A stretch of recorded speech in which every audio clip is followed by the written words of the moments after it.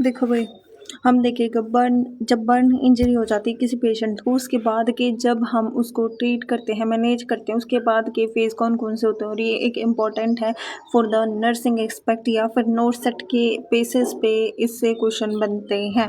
तो ध्यान से देख के जाना है। सबसे पहले आता है हमारा इमरजेंट फेज़। इमरजेंट फेज़ कब होता है? जब ऑनसेट ऑफ इंजरी से लेकर जब कैपिलरी की परमेबिलिटी रिस्टोर होती है, उसको हम बोलते हैं इमरजेंट फेज़ ही होता है 24 से 48 घंटे बर्न के बाद, ठीक है?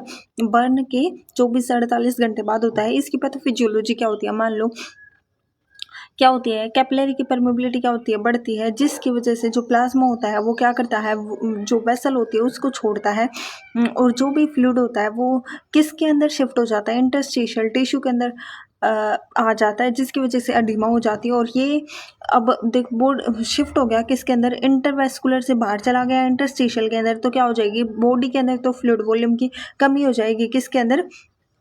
इंट्रावेस्कुलर स्पेस के अंदर, ठीक है? इससे होता क्या है, इसमें साइन सिम्टम कैसे आएंगे? देखो भाई, पल्स बढ़ जाएगी, बीपी क्या हो जाएगा? कम हो जाएगा, कार्डिक आउटपुट होगी वो कम होगी, यूरिन आउटपुट कम होगी। अगर यूरिन आउटपुट क्यों कम होगी? क्योंकि जो किडनी के पास परफ्यूजन है वो कम जा रहा है। अगर हम लैब में देखेंगे तो देखो भाई, सेल होती है वो टूट जाती है, जिसकी वजह से पोटाशियम होता है वो बढ़ जाता है, हेमाटोक्रिट भी बढ़ जाता है, डब्ल्यूबीसी कम हो जाती है, बन क्रिटेनिन का जो लेवल होता है वो बढ़ जाता है, क्योंकि किडनी के पास इतना परफ्यूजन नहीं जाता। किडनी के पास अगर इतना अच्छे से ब्लड फ्लो नहीं जाएगा तो बन और क्रिटेनिन का लेवल तो ऑलरेडी बढ़ेगा। नर्सिंग कंसिडरेशन या नर्सिंग रिस्पॉन्सिबिलिटी क्या होती है? आपने आईवी कैनुला लगाना है, आरएल देना है, क्रिस्टलोइड देने हैं, पार्कलैंड फॉर्मूला के थ्रू फ्लूइड बैलेंस मेंटेन करना है, फोलिक कैथेटर लगाना है, एडिमा को कम करना है। ये हमारा पहले फेज में काम होता है। हमारा पहले फेज में काम होता है इमरजेंसी या मतलब आपने शोक, जो हाइपोवोलेमिक शोक के सिम्टम आ रहे हैं उनको कम करना है। नेक्स्ट होता है हमारा एक्यूट फेज। एक्यूट फेज में क्या होती है भाई? इसके अंदर देखो, पहले फेज के अंदर कैपिलरी है उसकी परमेबिलिटी सही नहीं होती, मतलब जो फ्लूइड होता है उसका लॉस हो जाता है। तो आपने दूसरा फेज में क्या होता है, 48 से 72 घंटे बाद जो कैपिलरी की परमेबिलिटी होती है वो क्या हो जाती है? स्टेबलाइज हो जाती है, उससे लेकर वूंड के क्लोज होने तक। इसको हम बोलते हैं एक्यूट फेज, ठीक है?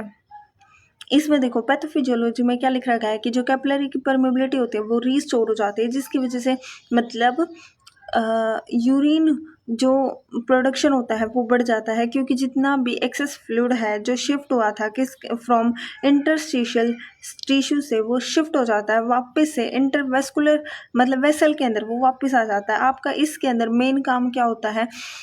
अब देखो भाई, जो भी पेशेंट है, पेशेंट को इन्फेक्शन नहीं होना चाहिए, प्रॉपर आपने न्यूट्रिशन देना, उसको पेन नहीं होना चाहिए, वुंड की केयर आपने करनी है, ठीक है?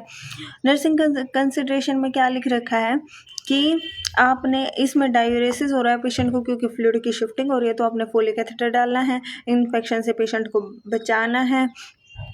अब देखो गैस्ट्रोइंटेस्टाइनल में क्या बता रखा है कि जो परफ्यूजन होता है ना स्टमक के पास उसमें कम हो जाता है, तो चांसेस होते हैं पैरालिटिक अल्सर के या कर्लिंग अल्सर होने के। और आपने ऐसी दवाई देनी है जिससे अल्सर के चांस कम हो जाए, मतलब आपने ये सारा काम करना है। नेक्स्ट पेज होता है हमारा रिहेबिलिटेटिव। भाई एक तो इसके आपको टाइम पता होना चाहिए कि कौन सा टाइम कौन सा होता है।